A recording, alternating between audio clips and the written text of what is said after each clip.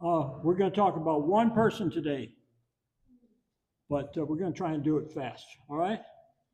Daniel 9, Daniel 11, 36 through 35, about the king who exalts himself above every god. What do we normally call him? The Antichrist, right? So this is what we're doing. About 2,630 years ago, a pagan king had a dream. And in the dream, he thought of himself as the head of gold. He was wondering what's going to happen after me. He thought he was the greatest king he ever was, and God gave him a vision. And in the vision, this image is built: gold, silver, bronze, iron, and then finally the iron and clay feet. Right? And a stone comes down, hits the image, crushes the whole image, the past as well as the present. Right? How do you do that? You crush the heritage of the past. Where did the Western civilization came from? It came from those four empires. They laid the foundation. It doesn't mean they did everything, but they were instrumental in what we do. And the whole image is crushed, and the God of the sky sets up a kingdom that never ends. But the transition to the God of the skies, the heavenly God who sets up his kingdom, is the other system has to be destroyed. The world order that we think of is gone away. By the way, this little picture there is the Sumerian list of all their kings. And so they list all the kings. So Nebuchadnezzar had a list of everybody who was a king before him, who was great, who was not great, blah, blah, blah. Interesting thing about this cylinder is that the first 8 kings reigned for 241,200 years. Huh? Is that weird? That's how ancient people thought. They thought that the first generations lived for long periods and the later guys get shorter and shorter lives. All right? So Daniel chapter 9 predicts a 490-year Jewish calendar for future events. And the last part of the calendar is 7 years. And halfway through the 7 years, it's called the abomination that makes desolate. Abomination, something terrible that happens. What does the terrible thing do? It desolates everything. Desolates means it wipes everything out. It destroys, it ruins everything, right? So, by the way, how does the tribulation, we call that era the tribulation. How does the tribulation begin? Some people will say it begins with a war. There's a war in Iran, must be the start of the tribulation. No, it begins with a peace treaty. Always remember that. We're not looking for the tribulation. If you are a believer, it's not our problem, the tribulation. We're not going to be here. Is that good news? Amen. All right. So Daniel 10 and 11 and 12 are all one vision. Remember, he interpreted 3 visions for pagan kings. He had 4 visions of his own. And now he's already an old man. He started as a young kid. Now he's an old man. And some of the visions that he's seen are already coming to pass. The Persians are already there. The Persian king has already given permission for the Jews to return to their land. He may have been instrumental in that. We don't know how all that ended up, but then he prayed for 3 weeks and he said, I want to understand more. I want to understand. I don't understand all these visions. And then a mighty angel came and appeared, and the angel said, I came here to answer your prayer. But I had a problem. I got delayed for 3 weeks. I said, huh? This angel's face shone like the sun. When Daniel just looked at him, he fainted. Right? This was a powerful angel, and yet, who's withstanding him? And then he talks about this prince of the kingdom of Persia, who withstood him for 21 days. And then he said, I had to get Michael, the chief keeper, the chief guy who helps. He came to help me because I'd been left there with the kings of Persia. By the way, he uses kings as plural. There's more than one king of Persia. And now I must return to fight with the prince of the kingdom of Persia. And then the prince of Greece is coming. So this angel knows the sequence of history. He says, I got a war going on, and I'm fighting with this prince who apparently is a demon prince who manages some of the affairs of the kings of Persia. But later on, the Greeks are coming, and then I got to fight with a different guy, right? And so why did the angel fight for 3 weeks? Apparently, this was a problem, right? You say, who can do it? So Daniel, the last verse we had the last month was Daniel. We studied 1 through 35 of Daniel 11. And in there, the same angel predicts Persian kings. He predicts the first Greek king, who was Alexander the Great, how he conquered a great kingdom. Then he predicts that his empire would be broken into pieces. And then he starts talking about the king of the north and the king of the south are fighting each other. And what's going on here? Well, he's predicting things that God had in his program, in his plan. By the way, if you went to school as a kid, you learned to think like a Greek. You say, I don't think like a Greek. I'm not a pagan, right? But even Christian schools learn to think like Greeks because the Greeks invented a whole different way of thinking.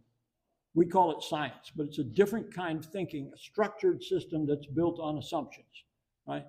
And everybody today goes to school to learn that. And so the Greeks are influential, but God didn't want the Greeks to run the whole world. He just wanted, he talks about the different kings that are fighting around Israel.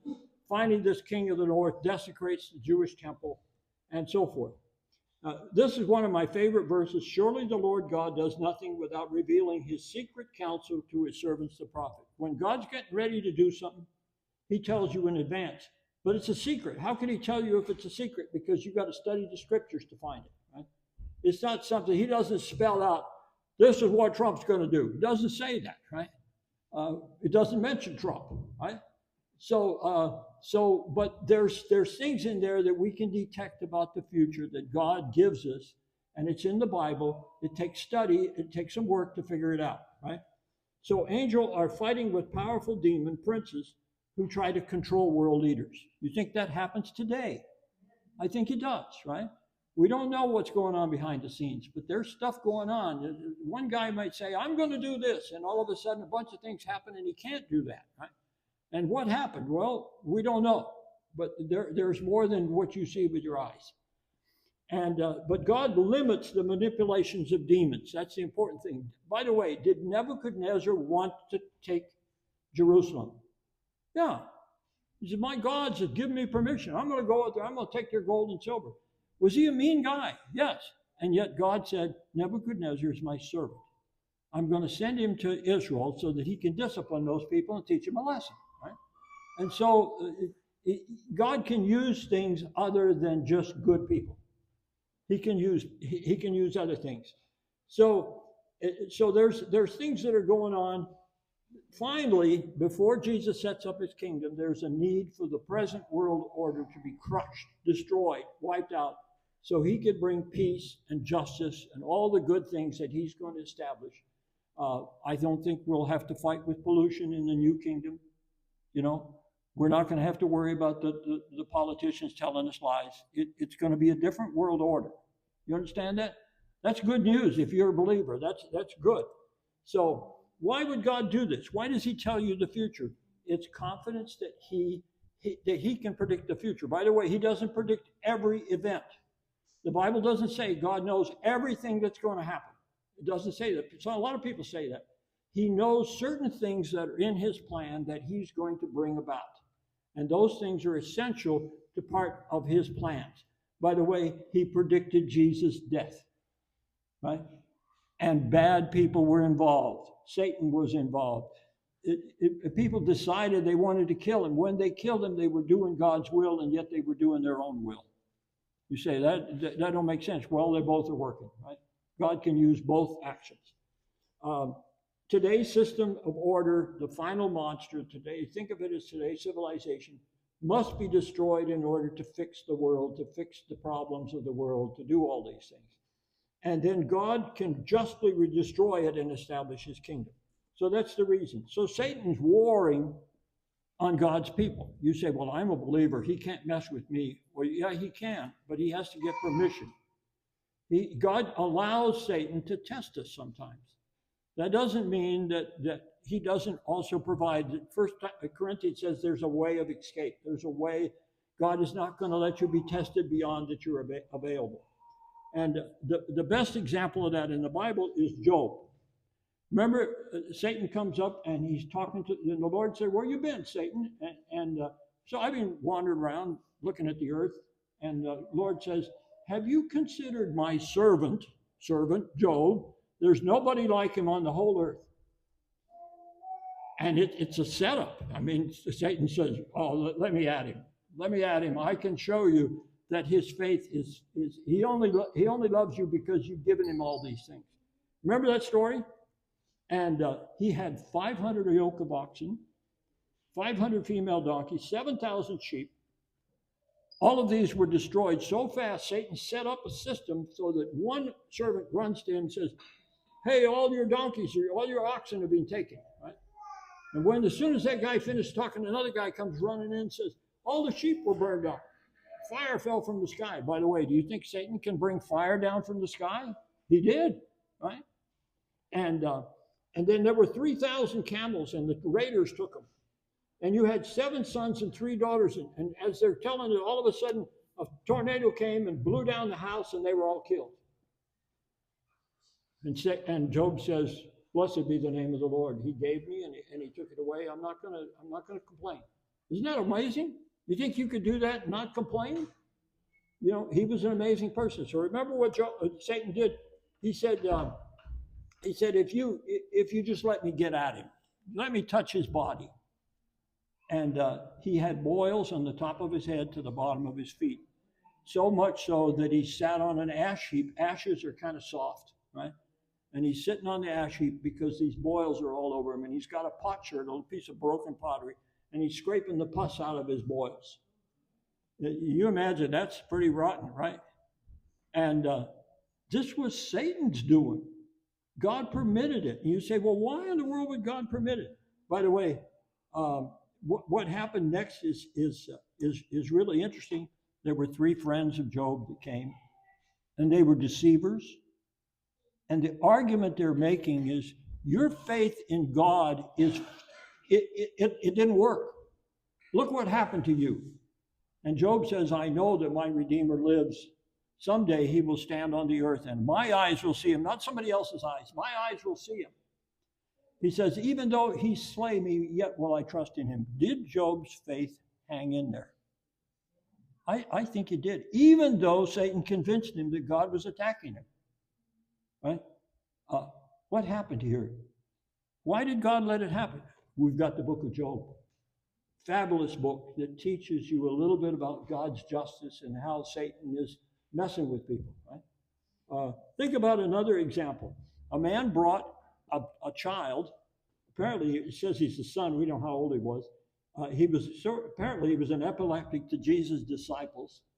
And he said, can you cast this demon out? And they said he couldn't. And so he came to Jesus, can you do it? And Jesus asked him, do you have faith?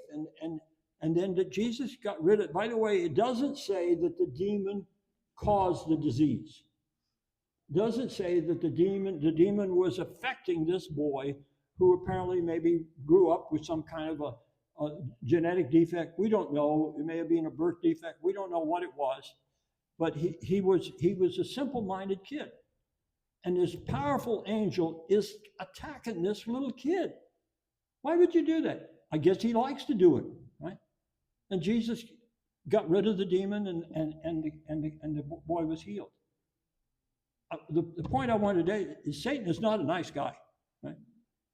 He's attacking people right and left, trying to deceive them, trying not to get them to trust Jesus. He's doing everything he can. And so this is the verse that's important for you and I. If you've trusted Jesus, Satan cannot do anything against you beyond what your ability to endure. And if he does, God will give you a way out. And it will, in the end, it will strengthen you. It's not going to be the destruction of you, right? And think about, the Bible talks about he's like a lion that we're always seeking whom he may devour. You ever seen a lion? You ever seen these movies on the TV? What do the lions go after? They go after the weak, don't they? They go after the infants, the old and the crippled or whatever. Here, this lion's taking a risk because the mama is coming after, trying to protect her baby, right?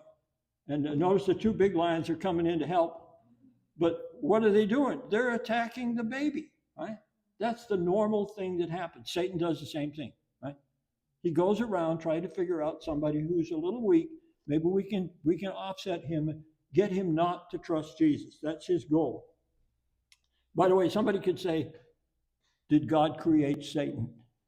Did he make him into a wicked person? No, he didn't. He made him perfect and beautiful, and the most gorgeous of all his creatures, the greatest of all his created beings. Who tempted him?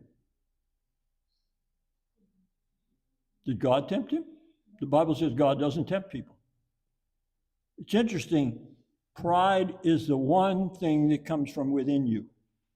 You can be watching some TV program, you might get tempted, your cell phone might tempt you, your friends might tempt you, lots of things could come outside you, but the pride is something that starts from within. And Satan's the problem was his pride, and in the end, it grew, and it became what he is today, the monster that he is today. Okay, in Daniel 9:35, that's last month we looked at this verse, and it speaks of God's servants enduring persecution. This was the persecution that happened about 165 years before Jesus.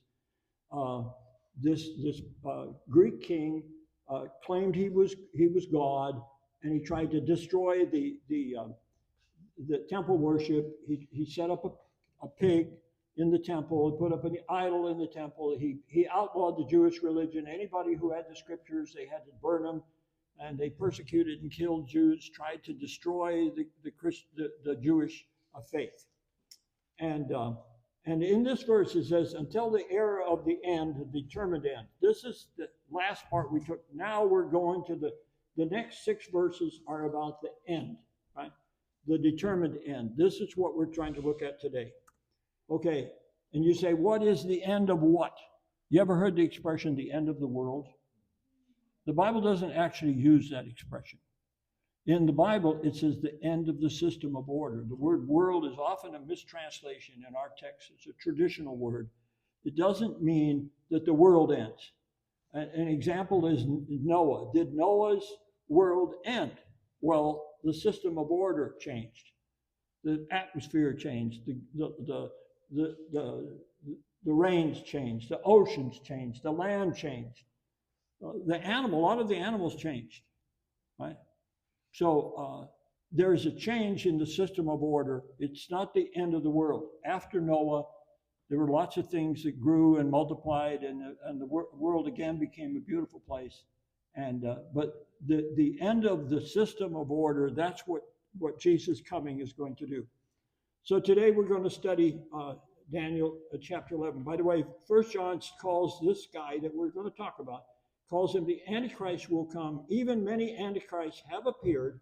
From this we know it's the last hour. So there's lots of Antichrists. You might wonder, you ever see that movie years ago that they had some woman that was raped and her kid was supposed to be the Antichrist? You remember that movie? It's many years ago, right? It was Satan was going to, bring about some, creature that was supposed to be the Antichrist. It was his child and so forth, right? That's not, I don't think that's biblical at all. I don't think Satan knows who the Antichrist is. He's doing Antichrist every day. He's trying to break every system that he can get anybody to be against Jesus. He's in behind it. He's behind false religions. He's behind political systems, whatever it is, wars. He's involved in a lot of stuff, right? But it doesn't mean that he knows who the Antichrist is. I don't think anybody today would know. We don't know. It's not our business to figure it out. But this section gives us some clues about what's going to happen. So Daniel chapter 11, verse 36, and the king will do as he pleases. What king? This last king. This is the guy that we're talking about, right? And he will exalt and magnify himself above every god and will speak monstrous things against the God of gods. Politicians are known to be able to speak. If you're a good speaker, maybe you can be a politician. Great speakers. Hitler was a great speaker. Churchill was a good speaker, right? And they can convince people to vote for them or whatever program they're involved in. Well, this guy, he speaks. Right? One of his things is he speaks some things that other people don't normally say. He's saying, "I'm Christ." I'm God. I'm above everybody. I'm the one, right? So this is a monstrous thing that this guy does. It's a characteristic of him, and this is what he says. And he will prosper until the indignation. The indignation is the anger, the rage. Whose anger is rage? First, it's Satan's anger and rage against the Jews, against those who believe and trust Jesus. There are people who will put their faith in Jesus during this period, and he's going to try and kill them, right? So it is finished, and then in the end, it's God's rage comes and gets rid of the guys who are killing his people. For that which is decreed will be done. What does it mean is decreed? God has a plan. And his plan is, you say, well, why doesn't he just, I had a person that calls me who the other day who grew up in Iran, and said, why doesn't God stop this war? It's terrible. Well, it is terrible. Wars are horrible things. But it doesn't mean that God is the one who did it. People do wars. And when Jesus comes, the good news is people will no longer train for war. They not only won't do it, they won't train for it. They won't even say, I'm going to get ready in case you mess with me. I'm stronger than you. They're not even going to do it. It's going to be different, right?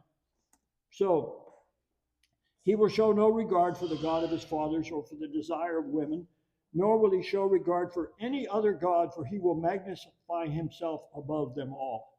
So this is a very distinct person. He's not like, there are people who will say, I'm important.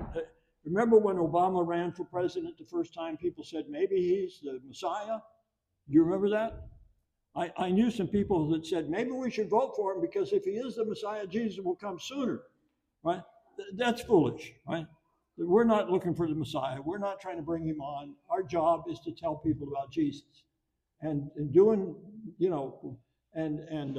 so anyway, but this guy is different. He says, I'm God. Worship me. So this is a really weird character. So the question is, where did he get this idea? Is he a rebel Christian? Is he a Muslim that worships Allah? Apparently he doesn't bow down to the images of Mary, right? Because the desire of women, a lot of women have in a lot of countries, they worship the image of Mary. They put her in high regard. He doesn't care about any of these. He makes himself greater than them all. This is his characteristics. I'm the one. Look at me. You ever see politicians to get their pride up? You ever look around and say, how did they get so much pride? Well, I think sometimes they say the same things over and over again, and they repeat the same thing, and after a while they get to believe in it. And it's not true. Pride is a horrible thing, even among politicians, right? And so here he is. He's saying, I am God. So this is a pretty wild situation. By the way, this is a picture here of Putin. You know who Putin is, right? The president and he's got 9 little crosses. And he's getting the head patriarch of the Russian Orthodox Church, and this guy's over there got a bowl of holy water, and he's sprinkling these crosses with the holy water, right? And Putin's over there, yep, but these crosses, these are guys who died in his war in Ukraine. And he's going to give them a cross as an honor that you died for the nation and for God and for all this stuff. He claims he's supporting God and the church is supporting him, and he bows to the images and he does the sign of the cross and all this stuff. This guy is not that way. He's saying, look at me, I'm the God, right? He doesn't kowtow to religions. He sets up his own religion. So he's a different type of person. So what's he called in the Bible? There's a number of names. He's called the willful king. What does that mean? He's got his own mind. He does what he wants to do. He's not following the protocols of what people have done before him. He's done something different.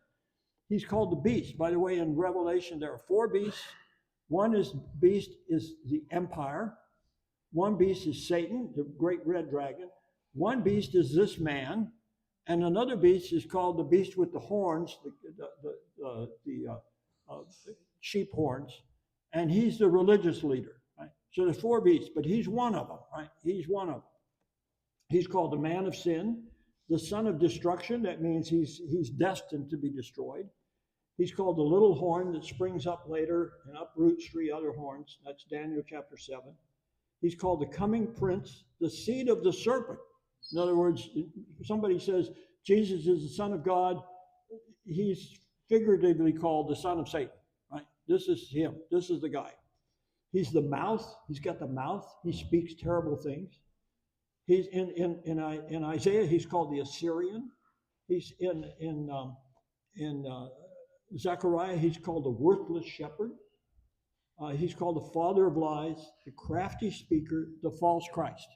So all of these are things that relate to this one man, right? This is the final world order king that influences at least the last part of the tribulation, right? And this, back to Daniel chapter 11, he will take action against the strongest of fortresses with the help of a foreign god. He will give great honor to those who acknowledge and will cause them to rule over the many. But instead, he will honor a god of fortresses, a god whom his fathers did not know. He will honor him with gold, silver, costly stones, and treasure. Now, I don't know whether that means he sets up an image to another god and he says, I worship this god. This is the god of fortresses. I'm not sure what exactly it means. It could be he's throwing just a lot of gold and silver at his warfare techniques. By the way, in the last 4 years, wars have completely changed. Completely changed. The whole business of war. All the old armies are all looking around, so what am I going to do with my tanks? Right? Even the Israelis, they get their tanks wiped out by little drones that are this big. Right? And so the wars have changed, and technology has made things a lot different. Some of these little drones now have AI in them, and you can point them at an object, and they will, even if you're jamming them, they say, I know where to hit that thing, and he'll adjust his own course, and he'll come in and hit it. In the last 2 weeks, the Ukrainians have hit 175 Russian ships with drones. Now, they didn't sink them. 1 or 2 may have sunk, but they did some damage to them with aerial drones. That's a different kind of warfare than we were prepared for, or anybody else is prepared for. It means that you've got to put a lot of money in a different bag and a different way of preparing. And what they're really good for is going after fortresses. So you could be in this building and this drone can fly in the window and blow up, right? And the guy is running it remotely. The trucks in southern Ukraine right now, Russian trucks, about 40 Russian trucks a day get destroyed on the highway. Think about Highway 80, right?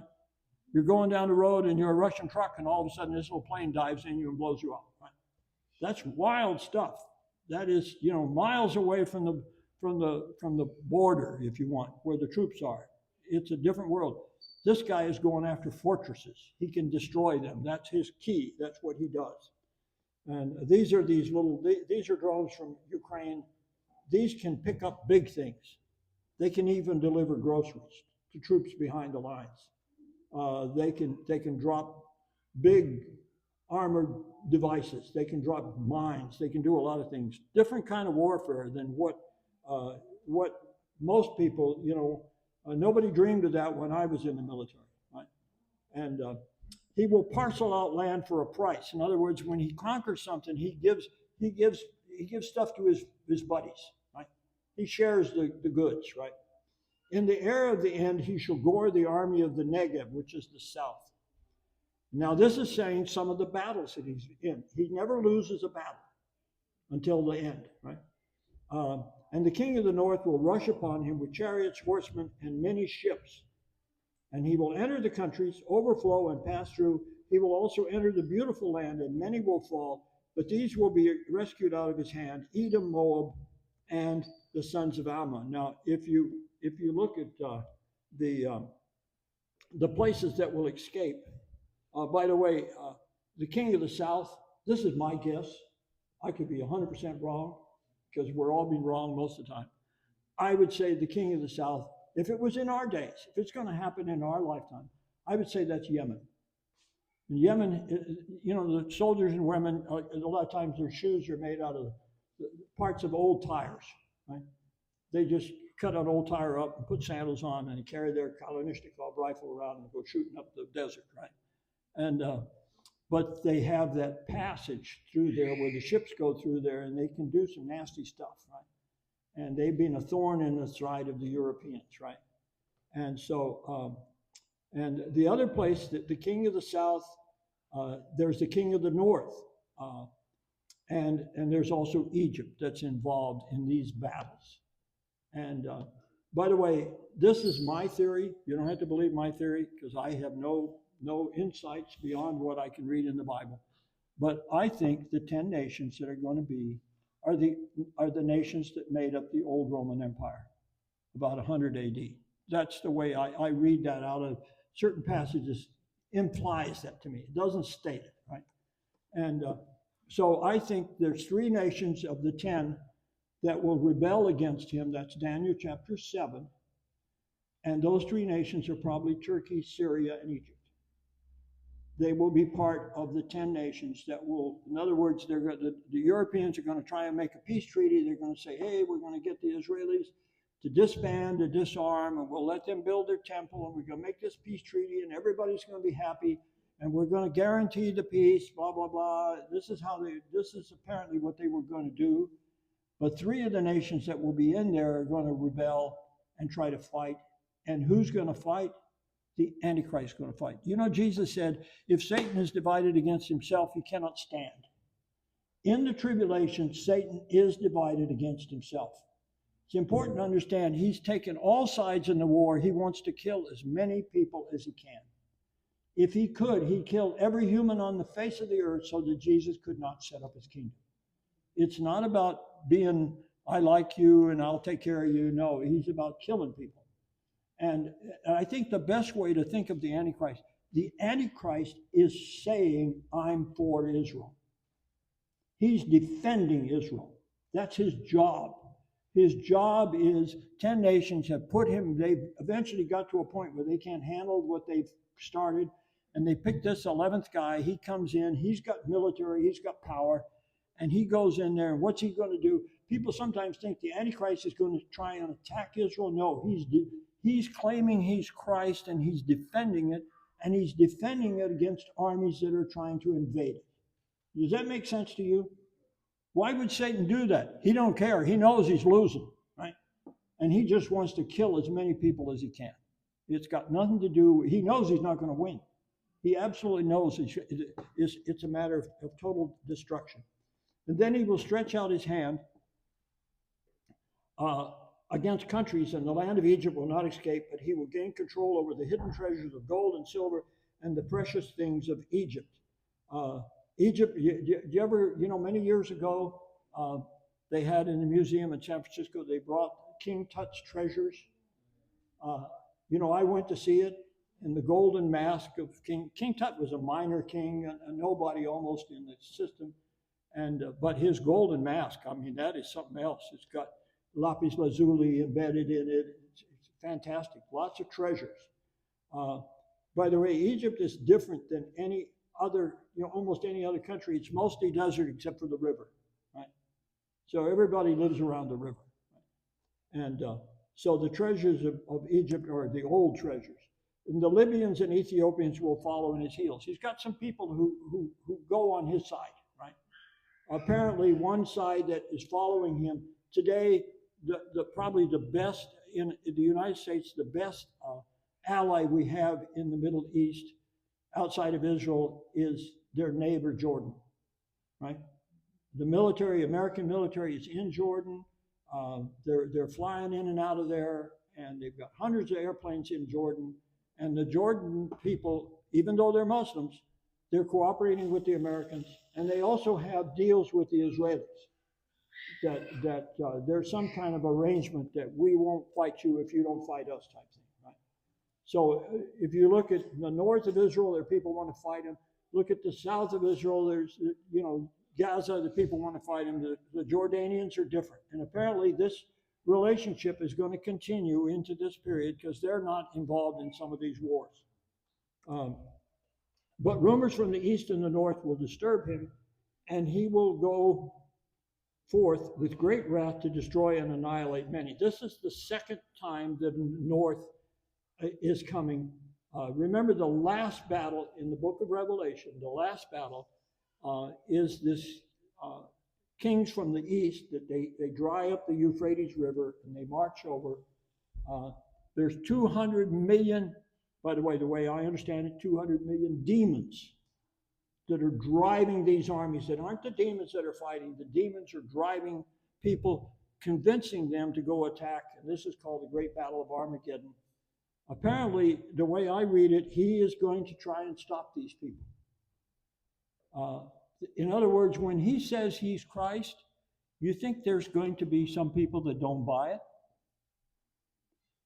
There will be Christians that will exist in that era.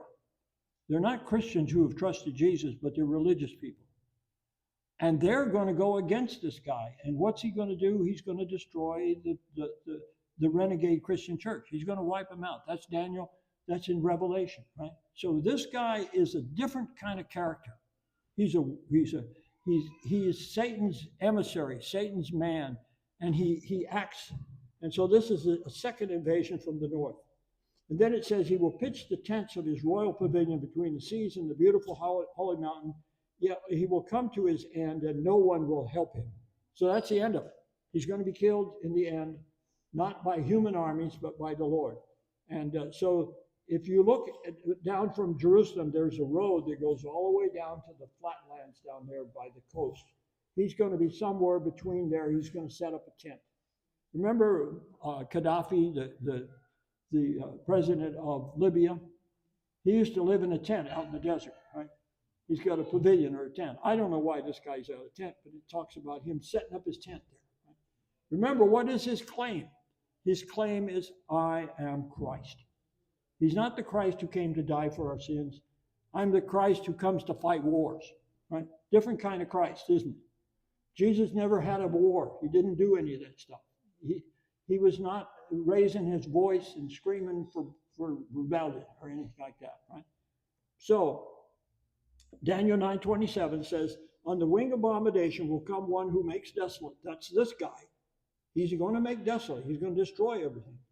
Even until the complete destruction, everything's wiped out, right? By the way, the final wipeout is when the asteroid hits. How do we know the asteroid hits? There's statements in the Bible that, in my opinion, they clearly show the effects of asteroid hits. There's a number of them in the book of Revelation. But the final one, every mountain moves, every island runs, all the valleys are turned, some of the valleys turn into mountains, and some of the mountains turn into valleys. Can you imagine an earthquake so big that all the cities of the world fall down, all the walls fall, everything is destroyed? That's the end of the tribulation, right? You say, well, that's terrible. Jesus is going to come and destroy everything. No. After that, the world is again going to be green and prosperous. People will again live at peace. They will not train for war. I don't think they will have taxes. They won't have elections. They're going to be saying, Jesus came. What a glorious thing. He saved us. You understand what Jesus is going to do? He's going to save us from our world system. He's going to set up something that's going to be perfect and just and righteous, and yet he didn't trick anybody into doing it. This bad guy is the guy who's going to do a lot of the destruction. In the end, he's going to bring it to an end. So here's, he is a little horn that comes up. That's Daniel chapter 7. Again, this is a map of what I think. This is my theory. You don't have to believe me, but this is my theory of who will be involved in the 10 nations that form the alliance. Today, right now, the European alliances are all starting to fall apart. They don't know what to do with the wars, and Putin, they're running out of money. They don't have enough arms. They don't know what to do. And they're trying to figure out a way to make a peace treaty, and it's not happened yet. Right? But this is just my theory. I don't claim to know any more than what I try and read something into the Bible. I could be wrong, right? And so then the beast with 10 horns, this creature, this empire that has combined together, They give their power to this one man, and he controls the power military, and then he's the guy that makes these statements that he's God. The question we can have, what tribe or nation does he come from?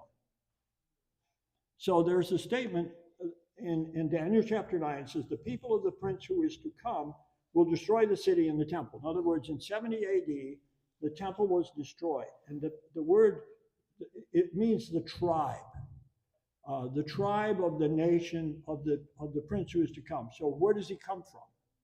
Well, some people say, well, the Romans destroyed the city, so he must be Italian, right? Well, it's interesting that there was a guy who was there, Josephus was there, he watched it, and he said the troops that did it were probably Assyrian troops, that they had, they know which Roman units were involved and where they recruited them. And what happened when the temple started to burn, the top of the temple was coated with gold. It was hammered gold up there. And the gold started dripping down. You can imagine it was made out of white limestone rocks. You get a fire in there, limestone kind of crumbles, and all the gold started running down in between the cracks. And these guys leveraged down every rock trying to get the gold out. Right? You imagine that, they destroyed the place even when the Romans said, no, don't burn it. It looks so beautiful. The troops destroyed it because they were trying to get the gold, right? And so when does he reveal himself? Do you think, some people say, well, maybe this guy is the Antichrist. Maybe this guy is the Antichrist. Don't think that way. We don't know who the Antichrist is. It's none of our business. I don't think Satan knows. He's going to come at the right point. He actually reveals himself halfway through the tribulation. He reigns over the last 3.5 years. It doesn't say he started the treaty. A lot of people think he did, but if you look carefully, I don't think he started the treaty that began the tribulation. I don't know how he came into power somewhere along the line, but he has a powerful military that these guys need, and they set him up because they're in trouble and the wars are starting. And so he's revealed, the son of perdition. And by the way, halfway through the tribulation, in the book of Revelation, they have this thing where Satan is thrown down to the ground, right? And he's no longer able to fly around in the air. And there's a battle in the heavens between the Michael and the forces of maybe that's got something to do with this guy is coming down to the ground. Then it says, this is 2 Thessalonians chapter 2, then that lawless one will be revealed, whom the Lord will slay with the breath of his mouth and bring an end by the appearance of his coming. When is he revealed? He reveals when he gets up and says, I'm Christ. Right? That's when people will know who he is. The one who's coming is in accord with the activity of Satan. Why does he do all this stuff? He's got power. Where's he get his power from? Satan is able to do all this stuff. And because they do, and why do they believe him? Because they don't want to believe the truth. That's the issue, right? So he opposes and exalts himself above every so-called God and object of worship, so that he takes his seat in the temple of God, displaying himself as being God. That's his primary character. That's called the abomination. When a man goes in and says, I'm Christ, I'm God, worship me, everybody's going to know who he is, right? Some people will buy into him, some will not. And so this is the end. He's in Daniel chapter, in Revelation, he is seized and he's cast into the lake of fire, alive. Right? That's his end. He doesn't lose a battle. The Lord himself throws him into the lake of fire. That's the end of this guy. And that's a tough one, isn't it? You know what the good news is? If you were a believer, if you put your faith in Jesus, that's not something you got to worry about. God's got a plan, and his plan will be to bring the world order to an end so that Jesus can set up the righteous kingdom. It's not going to be a patch job. He's not going to fix a little bit here and put a Band-Aid on here or there. The system gets wiped out. Why does it get wiped out? Because they do these bad things. Because this guy takes power. By the way, one of the things that's very interesting is in Zechariah chapter 11, it talks about this guy as the shepherd the evil shepherd, the shepherd who doesn't care. So I think that this guy will pretend he doesn't take care of the weak lambs. He does feed the well nourished ones, but then he eats them. He's the shepherd, the false shepherd, the shepherd who says, I am, our Bible says that the good shepherd came to lay down his life for the sheep. This is the bad shepherd who eats the sheep. See? He's the bad guy. This is a horrible monster, isn't he? All right, any questions? That's a tough one, isn't it? Yes, ma'am.